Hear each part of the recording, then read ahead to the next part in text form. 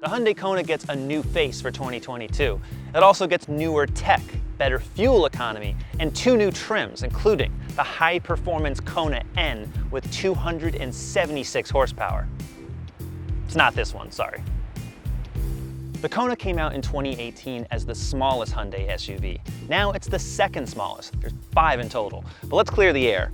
If you like value and fuel economy, don't shop for a Kona, because Hyundai makes way more efficient sedans that are much nicer inside.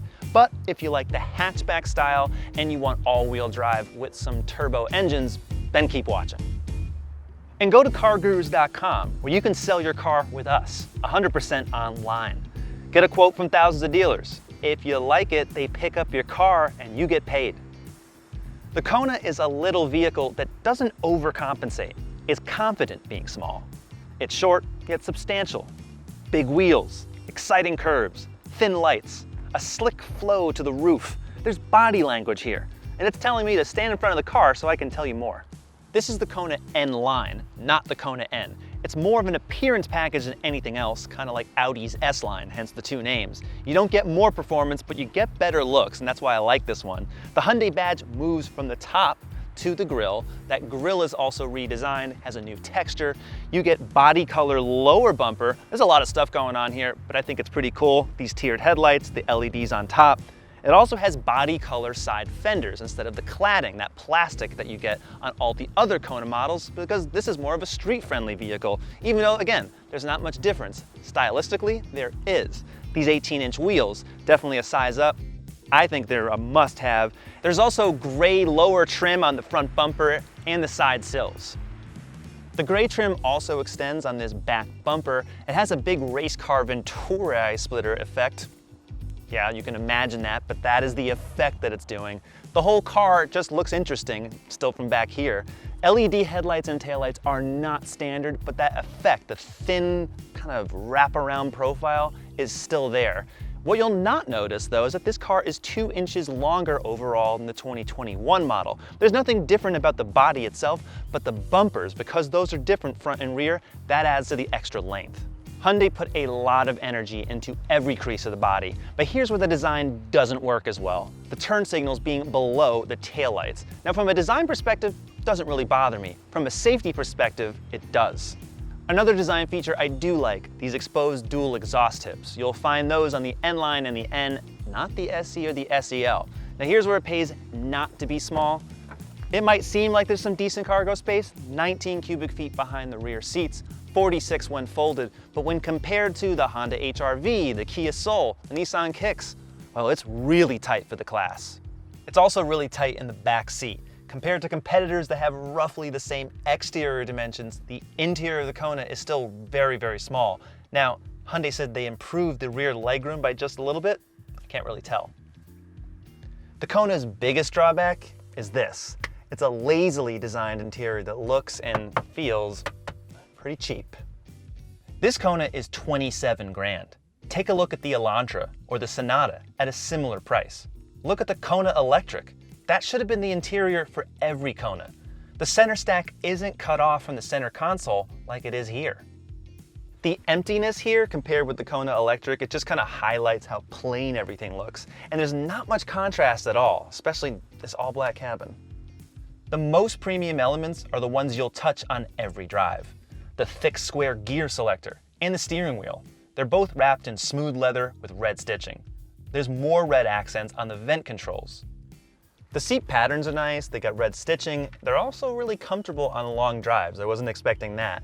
But the seat fabric, it sounds coarse, and believe me, it feels really rough too. Regardless of the style, the ergonomics are first rate. Every screen, every button, every location is simple and intuitive. The N Line brings a 10-inch digital instrument panel that's just like the bigger Hyundais. It's really crisp, and you can change all the different themes here. You can link them to the driving modes, but there's more of them in here if you cycle through. I love the animations, including Cube. This is a very abstract way to display speed and engine revs, but perhaps Dr. Strange would like it more than me. More standard features on the N Line: automatic climate control, wireless charging pad, heated front seats, and automatic down and up front windows.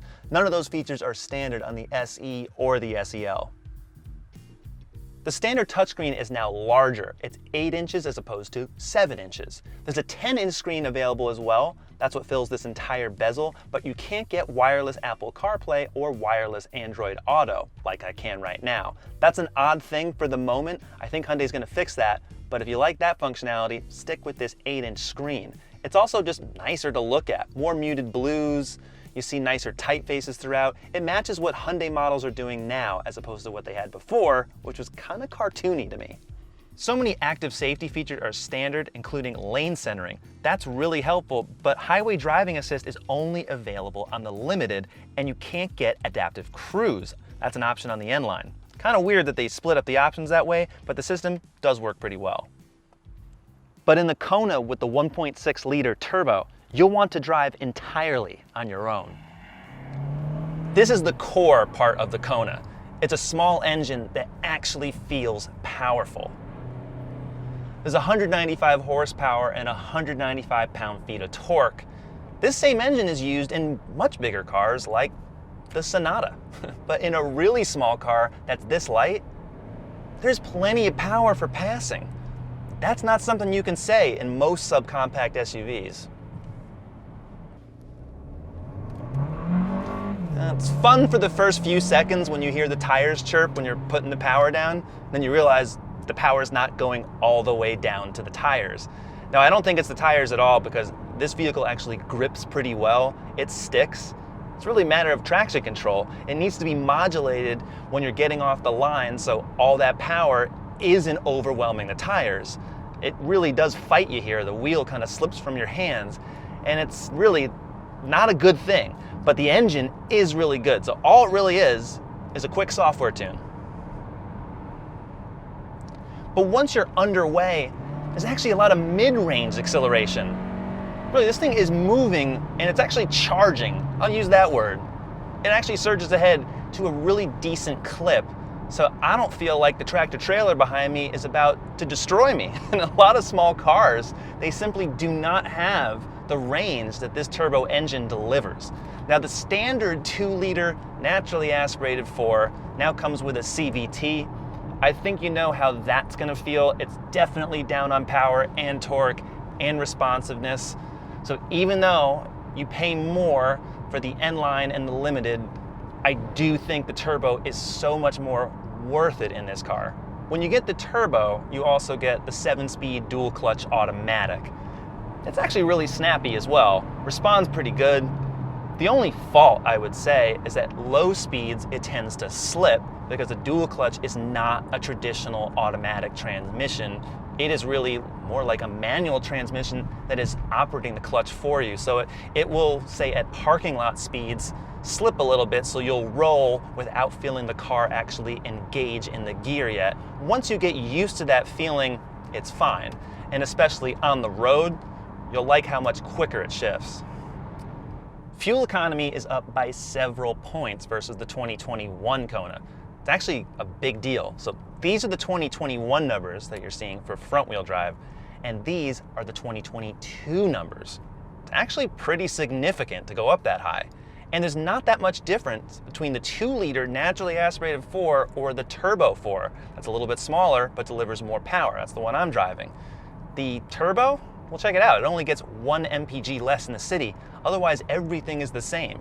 So I'm getting like 35 mpg highway with this car, and I have a lot more power.